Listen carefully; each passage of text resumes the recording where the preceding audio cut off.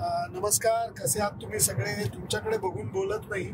नवीन वर्षाची सुरुवात झाली आहे, नवीन भटकंती चालू करायची, नवीन जागांना जायचंय.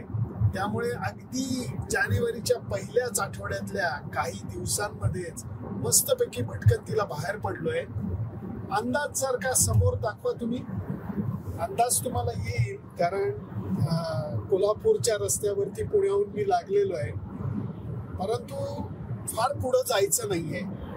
तुम्ही म्हणाल अंदाज तुमचा जवळचा असेल, म्हणायला गेलं तर थोडंसं जवळच आहे, पण कुठे आणि काय हे जरा थोड्या वेळाने लेले स्टाईल मध्ये सांगतो. एन्जॉय. महाबळेश्वर 44 किलोमीटर. तुम्ही म्हणणार हिंडून फिरून लेले परत कुठं चालले? तर महाबळेश्वरला. परंतु नाही, आज महाबळेश्वरला जायचं नाहीये. आज जरा वेगळ्या जागी जायचंय. त्यामुळे फाटा कुठे येतोय हे तुम्हाला पुढे गेल्यावर दाखवतो. परंतु महाबळेश्वर नाहीये. महाबळेश्वरच्या रस्त्यावरती मी निघालेलो आहे, परंतु नेहमीच महाबळेश्वर नाहीये. यावेळेला वेगळं आहे जरा काहीतरी.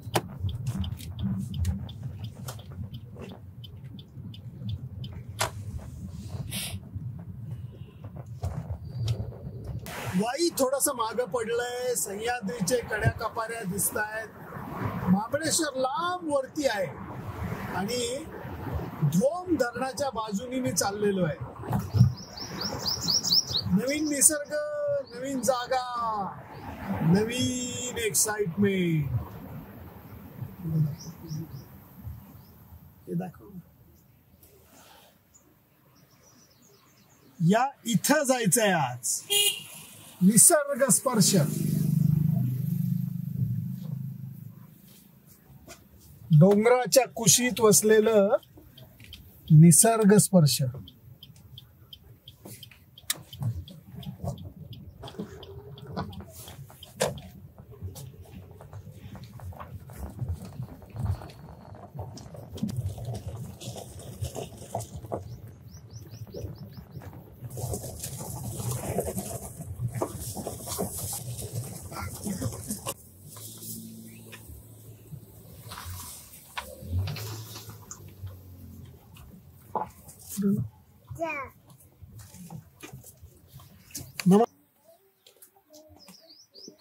पुण्यापासून 1-2 तासाचा प्रवास करून मी इकडे आलेलो आहे निसर्ग स्पर्शाला.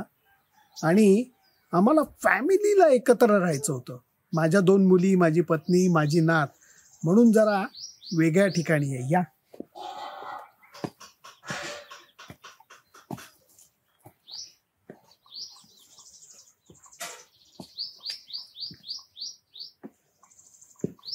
असा मस्तपैकी म्हणायला गेलं तर टेंट, म्हणायला गेलं तर तुम्ही पहा AC आहे, सगळं आहे, सेपरेट टॉयलेट आहे आणि सगळेजण एकत्र राहू शकतात अशी मस्तपैकी जागा आहे.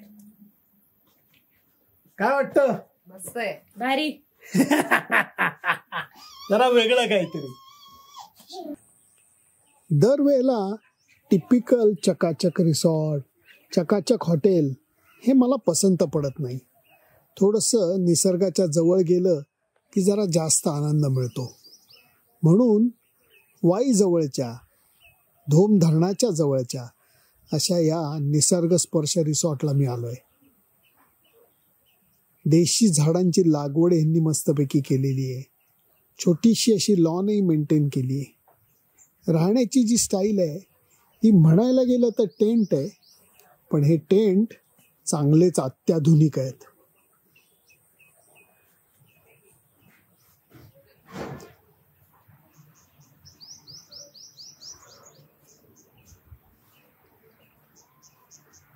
एकीकडे झाडांवरती अशी छान फुलं आलेली आहेत, तर दुसरीकडे हा असा आंब्याला छान मोहर आलेला दिसतोय.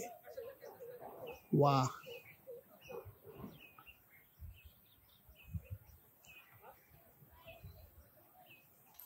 कुठल्याही रिसॉर्टला गेलो की जेवढं राहण्याचं महत्व आहे त्याच्यापेक्षा थोडं खाण्याचं महत्व असतं.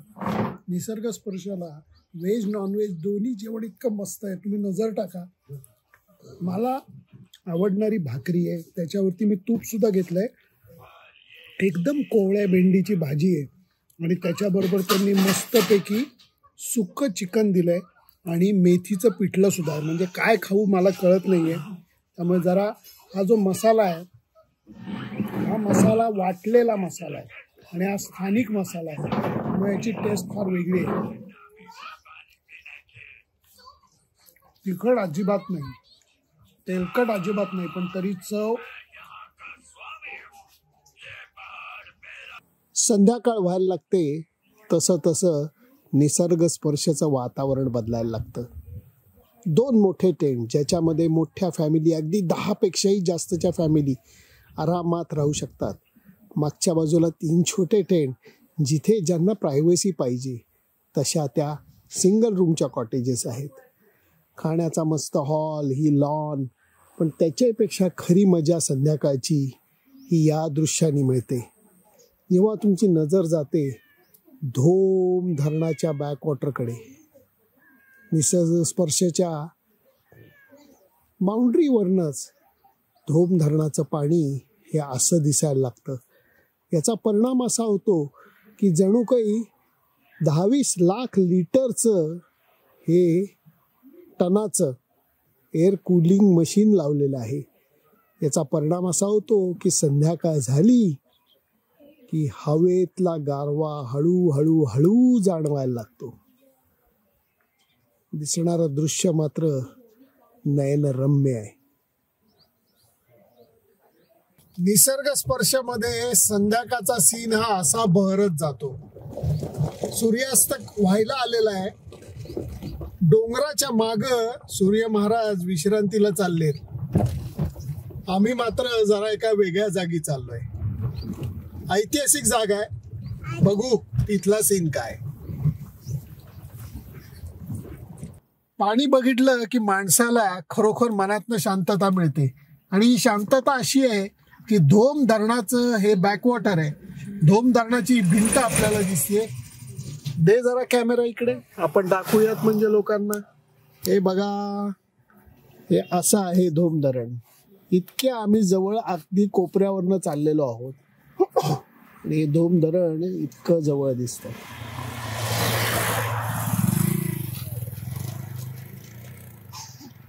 आणि माग पसरलेलं बॅकवॉटर. वाव.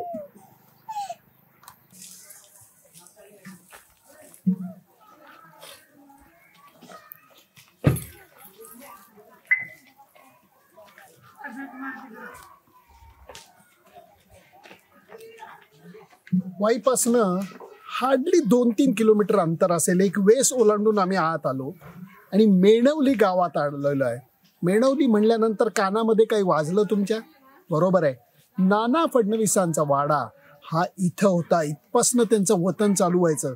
वाईपर्यंत पेशव्यांचं वतन होतं. नंतर पेशव्यांनी नाना फडणवीसांना या वतनाला दिलेलं होतं आणि हा इकडं त्यांचा वाडा आहे. इकडं सगळ्याच गोष्टी अजब आहेत. झाड बघा फक्त. मित्रा जरा फिरव, थोडस जरा फिरव. झाड बघा फक्त. या झाडाचा आकार उकार बघा. कारण इकडे येऊन या झाडापाशी लोक फोटो काढतात. म्हणतात इतकं जुनं झाड आहे. किती जुनं झाड असेल गॉड नोस. त्यामुळे आता थोडीशी चक्कर मारूया. या 1770 सालचा हा वाडा आहे. जुना वाडा मेंटेन करण्यासाठी प्रयत्न केला गेला आहे.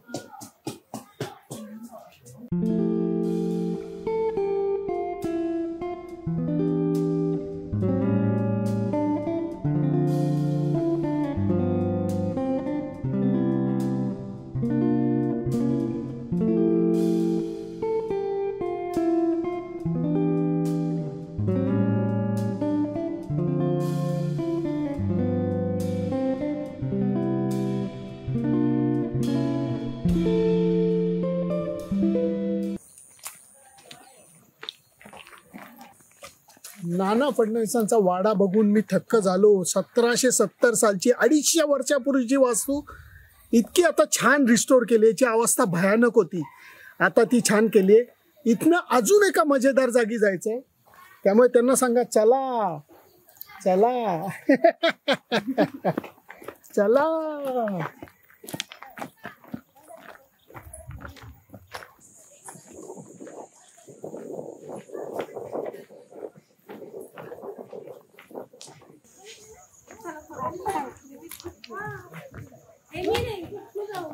एकोणीसशे 58 साली इथं या घाटावरती पहिलं शूटिंग झालं होतं असं म्हणलं जातं, गूंज उठी शहनाईचं. आणि तिथपासनं या घाटावरती असंख्य शूटिंग झालेली आहेत. त्यामुळे या असंख्य शूटिंग मध्ये गंगाजल आहे, अभिमान आहे आणि सिंघम आहे, स्वदेशचं खूप मोठ्या प्रमाणात शूटिंग इथं झालेलं आहे. त्यामुळे हा जो घाट आहे, हा घाट फार प्रसिद्ध आहे आणि वर्षभरात इथे सतत शूटिंग चालू असतात.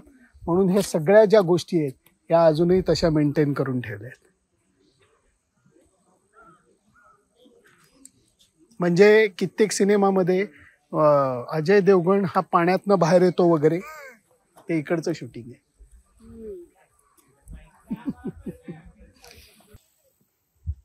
या घाटावरनं फडणवीसांचं घर जे दिसतंय त्या काळात काय वैभव असेल. 250-300 वर्षापूर्वी घडवलेला हा घाट आणि फडणवीसांचं घर. आहा.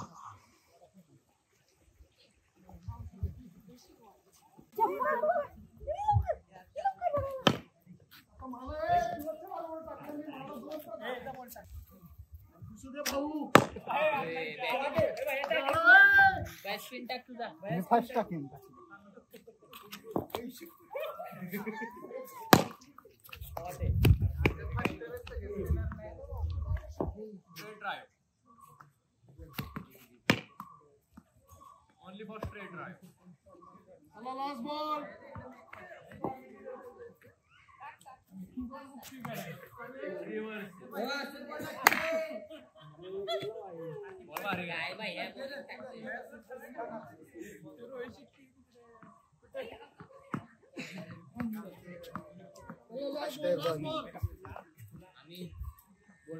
कुठून आला तुम्ही? कुठून आलाय? धोम धरणाच्या पाण्यावरनं येणारा थंडगार वारा निसर्ग स्पर्शाची संध्याकाळ रम्य करून जातो. हिरवळीमुळे गारवा अजूनच छान वाटतो. निरभ्र आकाश, आकाशात चंद्र आणि टिपूर चांदणं. शहरापासून दूर आलं की या गोष्टींचा आनंद मिळायला लागतो. इथे रात्र जशी जवळ होत जाईल तसं मी तर म्हणणारे थोडेसे लाईटही कमी करा. नको ते लाईट, नको तो झगमगाट. शांतता हवी आहे. चांदण्याखाली बसायचा आनंद घ्यायचा आहे. निसर्गाला सकाळी मस्त जाग येते. सूर्योदय होत आलेला आहे. पक्षी पण जागे झालेत आणि निसर्ग स्पर्शावरचं हे दृश्य अगदी नजरेत साठवण्यासारखं आहे. समोर धोम धरणाचं पाणी आणि विविध पक्ष्यांची नुसती गडबड चालू आहे.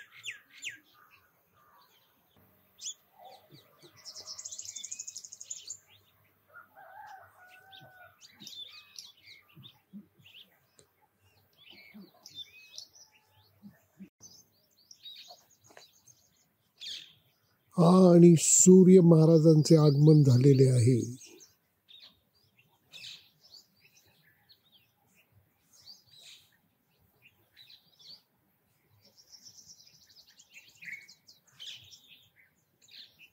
निसर्ग कसा छान रूप दाखवतोय जरा झूम केल्यानंतर तुम्हाला कळेल. निसर्ग स्पर्शाच्या इथे सकाळची जाग ही मोरांच्या केकावलीने होते.